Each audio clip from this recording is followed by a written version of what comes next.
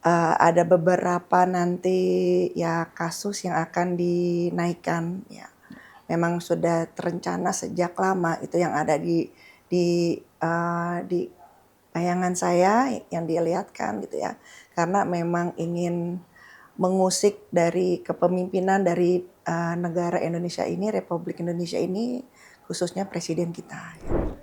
Kalau saya lihat sih memang ada beberapa tokoh politik yang akan terkena masalah KPK ya, walaupun berusaha di setting bagaimana untuk tidak ini terjadi, tetapi ada kalanya memang sudah saatnya ya. Ada beberapa tokoh huruf inisialnya B, L, J. B, L, J. Apakah pimpinan partai politik?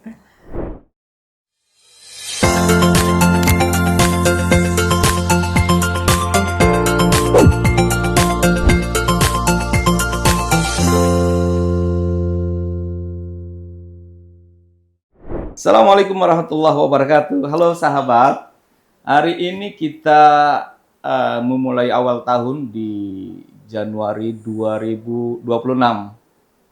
Dan menarik sekali untuk melihat perspektif perkembangan bangsa ini 1 tahun ke depan. Dan ada hal yang menarik, kita tarik ke belakang 1 tahun kemarin, 2025, banyak peristiwa yang terjadi yang kira-kira cukup menggembarkan menjadi sebuah catatan sejarah di bangsa ini.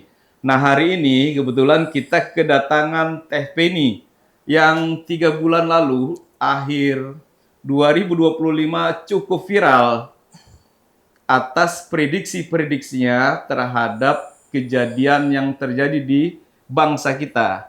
Khusus yang sangat fenomenal, Teh Penny ini meramalkan atau memproyeksi akan terjadi bencana di Aceh, Sumatera, dan Sumbar. Nah, 3 provinsi ini ternyata hampir tidak meleset apa yang menjadi proyeksi dan prediksi Teh Penny. Nah, hari ini bersama-sama kita akan kita kupas tuntas apa yang menjadi gambaran Indonesia 2026 ke depan. Halo Teh Penny, apa kabar? Alhamdulillah Ya, baik. terima kasih sudah hadir di podcast kita. Dan ini podcast perdana. Oh, saya doain semakin sukses dan Ya, selalu berjaya. ya. Ini kita lebih mengatakan yang sesungguhnya kebenaran, makanya hati nurani. Jadi kalau kita bicara proyeksi, kadang-kadang penuh ilusi, penuh ambigu, dan ini hari ini kita kupas. Apa sih sebenarnya isi hati Teh Penny untuk memproyeksi Indonesia 2026? Ini kita mau mulai dari segi ekonomi atau secara keseluruhan atau dari segi bencana, mau mana dulu nih? Totality. Oh, Kita awali dengan proyeksi politik di 2026, Teh Penny. Oke, jadi 2026 itu memang menurut saya sangat sensitif sekali ya. Ada beberapa nanti ya kasus yang akan dinaikkan ya. Memang sudah terencana sejak lama itu yang ada di bayangan saya yang dilihatkan gitu ya. Karena memang ingin mengusik dari kepemimpinan dari negara Indonesia ini, Republik Indonesia ini, khususnya presiden kita. Gitu. Nah, muncullah wabah-wabah penyakit itu yang memang penyakit ini kalau saya lihat ini bukan dari dalam negeri, tapi dari luar negeri. Yeah. Penyakit yang datang ke Indonesia ini memang lebih cenderung fokusnya itu menyerang kepada bagian otak. Dan yang diserang itu lansia dan anak-anak balita. Itu yang menurut saya sangat menjadikan. Jadi semacam seperti COVID ya, memang sebelumnya saya juga ada pernah prediksi Pak, gitu, semacam seperti COVID, namun tidak terkondisikan yang parah. Dulu kan COVID kita sama sekali tidak bisa melakukan kegiatan ekonomi Iya. ya. Kalau ini kita masih bisa melakukan kegiatan ekonomi gitu kan. Tapi eh, penyakit ini sendiri ya tidak kalah dengan membahayakan untuk diri yang kena. Karena kan memang targetnya itu balita dan usia-usia lansia. Usia lansia. Ini Ya, menarik nih TP ini kan menyangkut kepemimpinan kita, ya, khusus Bapak Presiden kita, ya, Pak Prabowo ini secara faktor usia ya, ya kita tidak mengatakan beliau muda lagi, tapi ya, termasuk pemimpin yang di kategori pemimpin matang. Nah, memang ada beberapa orang menganalisa tentang faktor kesehatan beliau sebagai pemimpin di iya. negara ini. Bisa digambarkan pandangan TP ini ke depan seperti apa tentang kesehatan presiden kita? Iya, memang sebelumnya juga saya pernah ada yang bertanya seperti itu, Ya, Pak. Saya titip pesan buat Bapak Presiden Prabowo, mohon jaga kesehatannya di tahun 2026 ini, Pak. Karena memang ada sedikit ya kondisi di kesehatan Bapak gitu. Kasihan beliau gitu. Karena dengan segala macam kondisi yang ada, beliau sendiri pun memang mengalami ya kondisi ujian dari kondisi kesehatan beliau gitu. oke. Nah, dengan pandangan TV ini, kira-kira apa yang akan terjadi dalam konstelasi politik di tahun 2006 ini? Apakah ada tsunami politik seperti bencana-bencana alam ini? Tsunami politik ini kan juga ditunggu proyeksinya sebenarnya oleh para pemirsa kita di seluruh Indonesia nih. Ya memang kalau saya lihat ya memang ada sedikit tsunami politik. Sebenarnya ini sudah semacam seperti akumulasi ya, memang sudah menjadi sebuah bidikan gitu loh, Ya, oke. bahwa ini memang sudah harus dinaikkan ke atas dengan segala kondisi itu kan. Ya, Kalau saya lihat memang ada orang-orang lama yang akan muncul di permukaan ya. di kondisi politik ini dan ya mohon maaf ada sedikit dengan urusan keuangan negara. Keuangan negara. Ya. Berarti bisa sedikit menyerempet ini kalau ada nggak prediksi akan terjadi coba pengambil alih kekuasaan atau kudeta atau apa ketika kondisi keuangan negara tidak stabil nih, Teh? Untuk prediksi yang masalah ekonomi, masalah keuangan negara ini lebih kepada penaikan kasus. Oke, Jadi memang ini sudah dibidik sedari lama. ya, Namun kan banyak yang menghandle banyaklah seperti itu. ya, Nah, untuk tahun 2026 ini akan akan naik siapa sosok beliau. oke, Dan Pak Prabowo diberikan kekuatan untuk berani untuk menyampaikan itu walaupun itu tidak mudah untuk Bapak Prabowo, tapi ya itulah Bapak Prabowo dibilang macan Asia ya karena beliau itulah saya bahwa yang membuat Pak Prabowo itu di luar maksudnya di luar saya tidak bicara masalah organisasi apapun. Jadi Bapak Prabowo itu kalau pandangan spiritual saya bahwa beliau itu selalu mendepankan bangsa di luar. Dia tidak mau bangsa Indonesia tuh diinjak-injak. Nah, karena dengan kondisi seperti itu, akhirnya para pihak-pihak asing itu menaikkan lehernya, ibaratnya seperti itu. Dia masuklah dari segala penjuru termasuk ke masalah masuk ke dalam virus penyakit. Dibuat bagaimana kondisi Indonesia ini tidak terkendali. Nah, termasuk dalam kondisi keuangan yang sudah disimpan lama yang tidak dipikir tidak akan up ya. ke media, ke atas. Nah, ini akan terbongkar. Oke. Berarti ini menyangkut stabilitas ekonomi. Nah, kira-kira secara mata batin Teh Feni, Iya. bagaimana yang dilihat kondisi masyarakat kita untuk 2026? Apakah dengan ekonomi yang tidak stabil, tidak menentu, kemudian goyah dan ini menjadi suatu akumulasi pergerakan sosial sehingga ini yang memunculkan ketidakstabilan negara. Kira-kira mata batin TP ini melihat masyarakat kita seperti apa di 2026? Masyarakat Indonesia memang di titik yang butuh di make sure-kan lagi, diyakinkan lagi akan kehidupan di tahun 2026 itu memang sudah sensitif sekali perasaan masyarakat Indonesia. Sehingga apapun yang terjadi, benturan-benturan yang terjadi tetap masih fokusnya benturan antara ras, antara agama dan istiadat, antara antara pandangan-pandang politik itu akan dibenturkan. Nah, itulah yang mengakibatkan agar ekonomi Indonesia ini dipandang buruk, bila ada kerusuhan akan dipandang buruk oleh negara luar. Nah, harapan saya bahwa gini, masyarakat Indonesia itu jangan pernah melihat dia ini dari organisasi mana, atau dia ini agama apa, pengikut apa. Jadi siapapun yang ada melakukan kejahatan, personalnya saja yang dilihat. Jadi jangan mudah memberi selak kepada pihak luar untuk mengadu domba itu, karena mereka masuknya melalui itu, Pak. Itu yang saya tekankan. Jadi ayo kita lebih dewasa. Jadi menurut saya berpolitik pun harus dewasa. Ya. Gitu. Jadi kalau kita ingin membesarkan bangsa Indonesia dibutuhkan kedewasaan. Jadi jangan mudah. Kalau memang ada sesuatu yang salah, personalitinya ya dia salah. Jangan pernah membawa agama, ras, ataupun dibenturkan, karena yang akan dibenturkan ini agama dan adat istiadat. Agama dan adat istiadat. Ya. 2026 yang akan dibenturkan agama dan istiadat masuknya melalui pintu itu. Ya. Teh, ini kan saya tadi membaca singkat salah satu profil TV ini ternyata backgroundnya sarjana hukum ya. Ya, ini menarik nih Teh.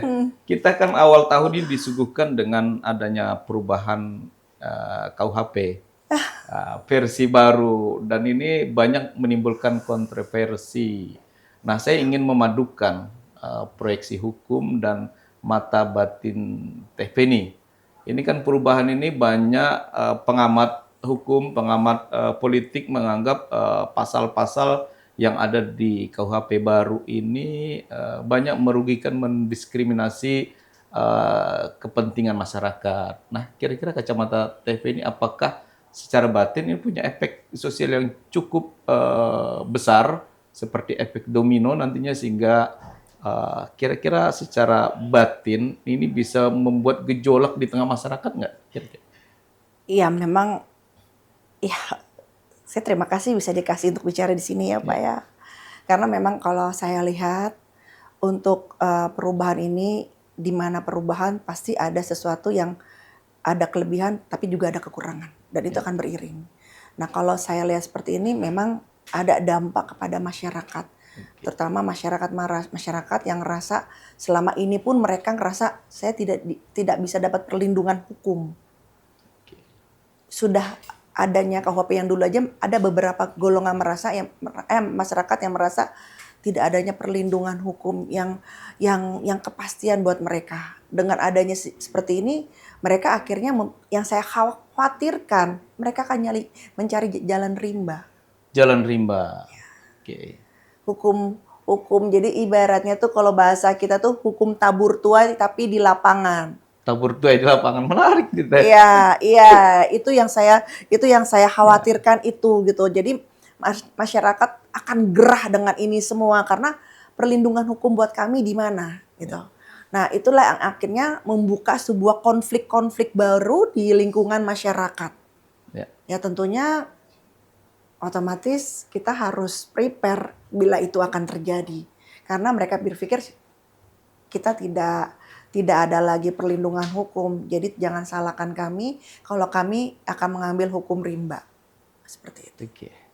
Last minute Teh, saya ingin mengupas tajam lagi. Kemarin 2025 Teh Feni ini kan viral dengan prediksi atau ramalannya tentang bencana di 3 provinsi. Nah, saya mau Teh Feni menggambarkan yang kira-kira jelas di pandangan Teh Feni, apa peristiwa yang begitu menggembarkan di tahun 2026 nih, baik secara politik maupun secara sosial masyarakat. Kira-kira apa yang memang sudah sudah cukup tidak tertahan kira-kira menurut mata batinnya Teh Feni? Oke, saya akan bicara yang menyenangkan dulu, boleh? Oke, Ya, kita coba yang menang. Tapi ini benar-benar sesuai dengan mata batin kita ya. iya. Ya. Jadi saya akan bicara masalah menyenangkan karena beberapa minggu yang lalu saya mendapat sebuah gambaran. Ini apa ini kok kuning tapi berbatang seperti itu. Kalau saya lihat itu adalah emas. Mas, Ya, saya mendapat gambaran itu dan kedua eh, baru kalau yang kedua ini baru kurang lebih 2 minggu ya, ya, seperti minyak. seperti minyak. Jadi akhirnya saya bertanya lagi ini maksudnya apa Tuhan? Saya tanya lagi kepada alam semesta, kan saya selalu berusaha untuk dekat dan berdialog dengan mereka semua karena Ya. saya anggap mereka itu adalah hidup Betul. sebagai wakilnya Tuhan di bumi ini gitu kan. Saya bertanya lagi kepada sahabat-sahabat alam semesta, apakah yang saya lihat ini akan membawa keuntungan untuk kita? Ya. Ya kan? Khususnya untuk masyarakat Indonesia. Adakah keuntungan yang bisa kami cari atau justru sebaliknya ini yang menjadi bencana gitu. Nah, lalu feeling saya mengatakan, hati saya mengatakan bahwa ini bisa menguntungkan buat masyarakat di Indonesia, buat untuk berinvestasi. Emas dan minyak gitu ya. Yes, jadi 2, emas dan minyak.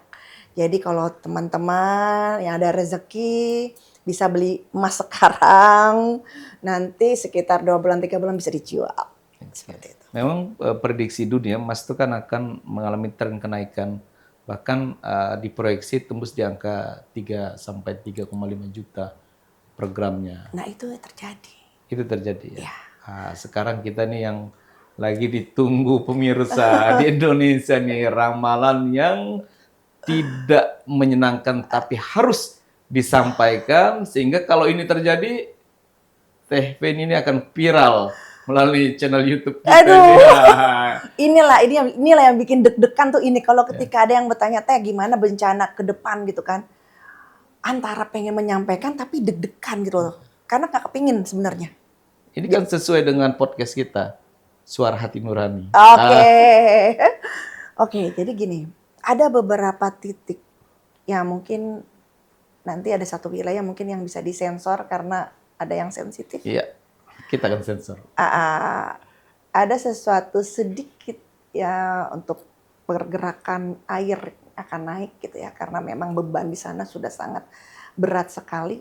Jadi gini, setiap unsur alam itu mempunyai haknya, terutama air. Air itu punya hak berjalan di tanah gitu ya di dunia ini. Jadi ketika perjalanannya air itu tertutup dan dia ngerasa untuk dia berjalan dia merasa kehilangan haknya, dia yang berbahaya Pak.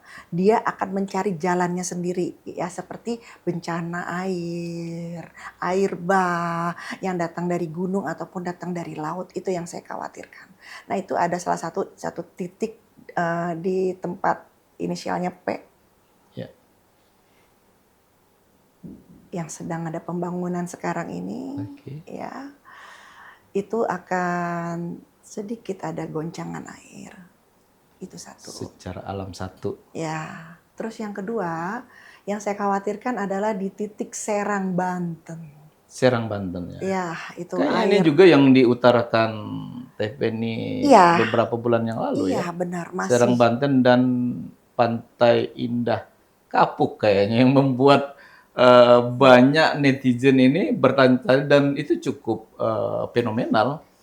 Iya, itu jadi maksud saya tanpa menyudutkan pihak manapun. Tidak ada seperti itu. Maksud saya ada kalanya baiknya kalau ini ambil dari sisi positif. Jadi bila mana kita kan berharap ini tidak terjadi gitu. Maksud saya bila mana ini terjadi, kita bisa mengambil sebuah sedia payung sebelum hujan. Jadi tolong apapun yang saya bicarakan, ambil sisi positifnya saja. Saya juga sebenarnya tidak kepingin bicara kayak gini nanti ada yang dirugikan pihak-pihak mana tidak gitu loh. Tapi justru apa yang ini terjadi karena yang namanya alam itu nggak bisa dikendalikan kalau dia bergerak. Nah, maksud saya bila ini terjadi kita bisa mengkondisikan seperti apa agar tidak banyak kerugian. Antisipasi ya. Yes, antisipasi. Dan kedua itu yang Serang Banten yang kayak saya khawatir justru akar membuat gunung laut di bawah Krakatau itu yang bahaya. Oke. Itu yang akan menyebabkan kenapa adanya air naik ke daratan dan memang sudah terjadi Ya. di Serang Banten itu. Nah, itu yang saya takutkan. Jangan sampai karena gini loh Pak, kalau untuk masalah megatrust, saya masih yakinin Tuhan sayang sama Indonesia.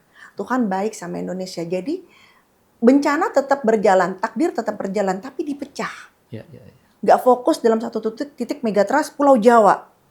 Kalau Pulau Jawa ada apa-apa, udah Indonesia udah perekonomiannya udah susah, udah mati.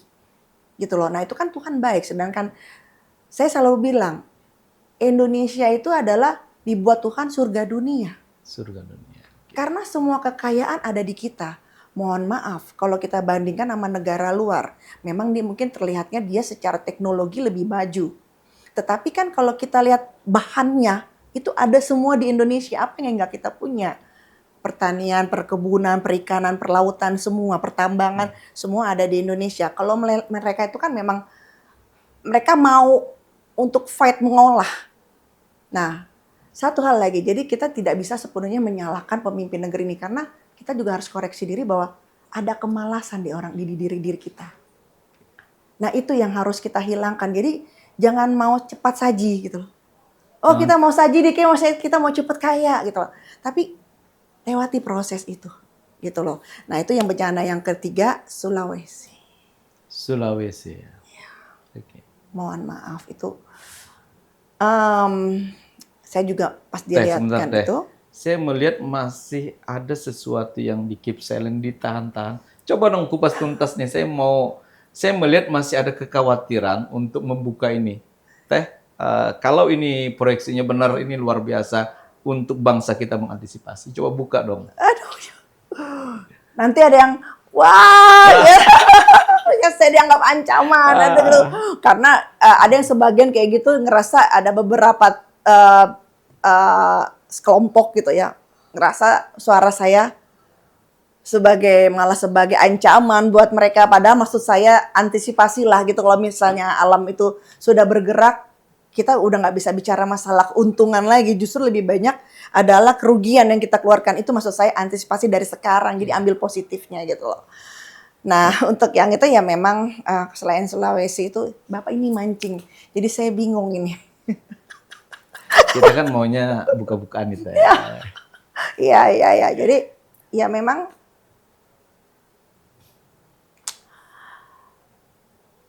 kalau Sulawesi itu kan datangnya dari Laut Filipina. Laut Filipina. Okay. Ya. Memang dari ada palung di sana itu yang sangat mendebarkan. Nah, dan selanjutnya itu di Bandung itu kan ada Sesar Lembang, Pak. Sesar Lembang ya. Ya. Tahun 2026 Sesar Lembang itu ada sedikit pergerakan. Okay. Memang tidak fokus ke daerah-daerah Jawa Barat yang berada di Bandung, memang tidak fokus hanya di sana, justru akan ke daerah Bekasi yang di pesisir pantai. Itu yang kena. Itu yang kena ya. Iya, karena memang kita juga harus introspeksi bahwa kita kurang merawat kebersihan, kita kurangnya merawat alam semesta. Jadi lokasi di titik yang tidak merawat alam dengan baik, yang mensia-siakan alam, itu adalah titik di mana akan terjadinya bencana. Karena 2026 ibaratnya seperti kita umroh, bahwa apa yang kita lakukan terjadi kontan 2026. Itu yang mengerikan Pak sebenarnya. Jadi udah warningnya itu Allah udah levelnya udah dinaikin. Kalau dulu kan mungkin kita berbuat sesuatu dibalasnya nanti-nanti gitu kan. Kalau 2026 start enggak. Kamu makan sekarang, itu yang kamu rasa sekarang. Yeah. Jadi seperti kalau kita, mungkin teman-teman yang Islam itu sudah tahu umroh, kita makanya di Tanah Suci, nggak boleh macam-macam, nggak boleh gini karena langsung ada kejadian itu 2026 seperti itu. Kurang lebih seperti itu. ini kan ada satu pepatah, saya bilang setiap masa ada pemimpinnya.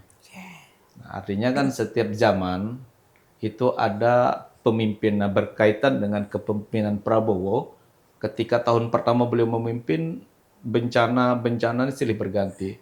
Terakhir ditutup tahun itu 3 provinsi mengalami bencana yang dahsyat luar biasa. Nah, 2026, apakah TP ini juga memproyeksi akan ada satu bencana besar?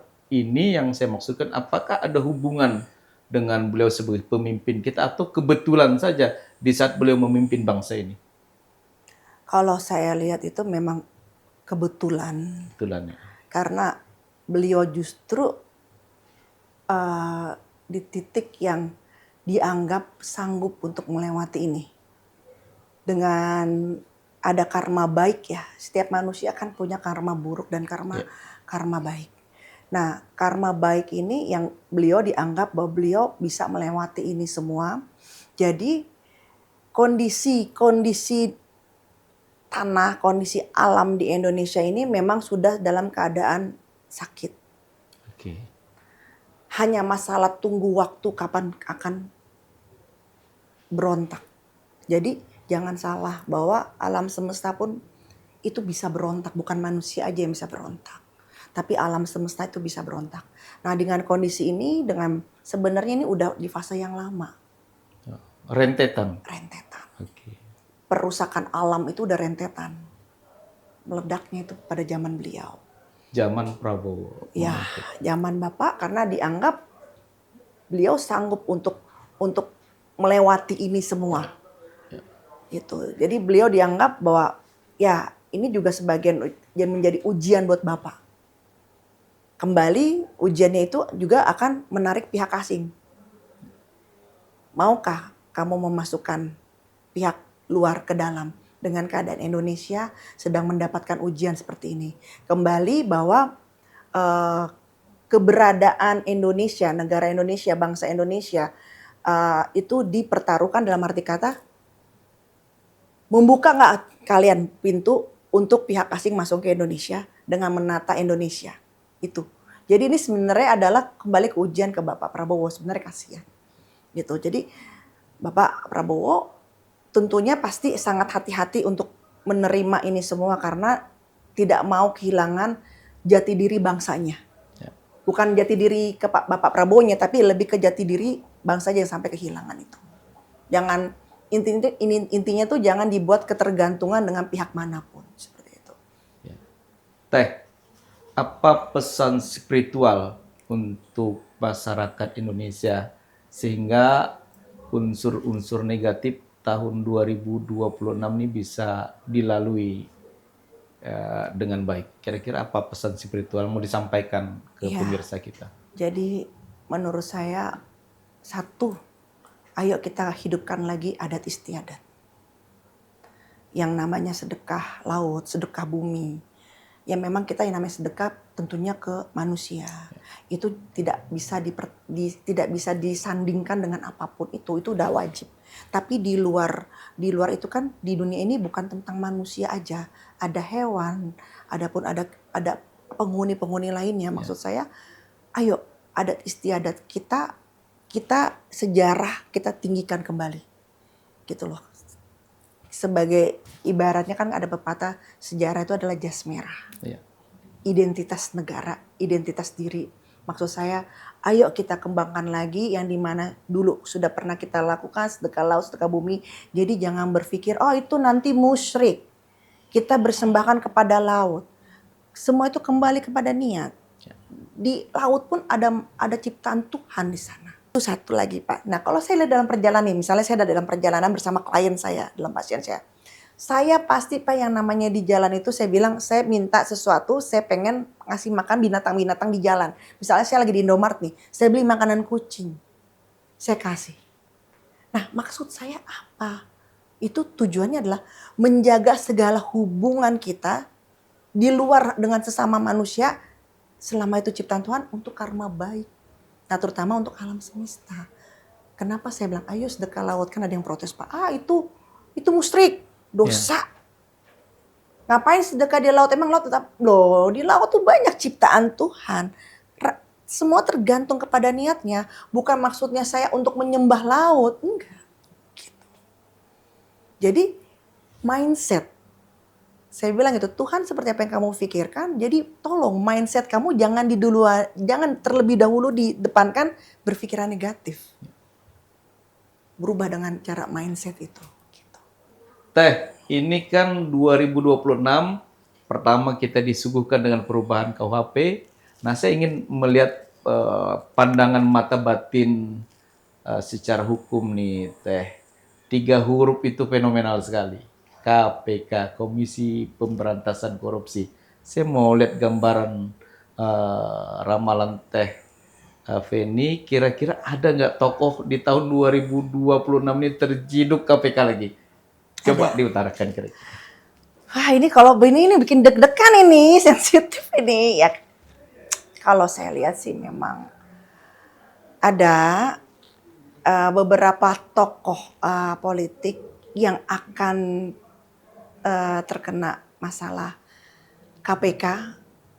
Ya walaupun berusaha di setting bagaimana untuk tidak ini terjadi, tetapi ada kalanya memang sudah saatnya. Ya, ada beberapa tokoh huruf inisialnya B, L, J. B, L, J. Apakah pimpinan partai politik? Enggak berani. Nah itu yang mendekati sebuah masalah, mendekati ke beliau-beliau semua. Ya. Tapi ini tokoh nasional ya. Ya kurang lebihnya dikenal. Warnanya teh? Gak hafal. Nggak apa ya.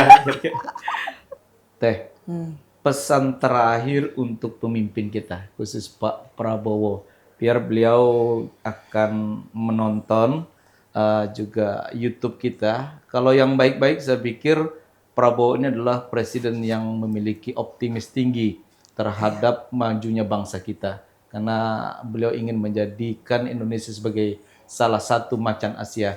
Tapi kan yang buruk-buruk juga perlu disampaikan sebagai pesan terakhir Teh Feni, sehingga beliau bisa mengantisipasi proyeksi 2026 ke depan yang akan terjadi. Apa kira-kira yang ingin disampaikan melalui channel ini?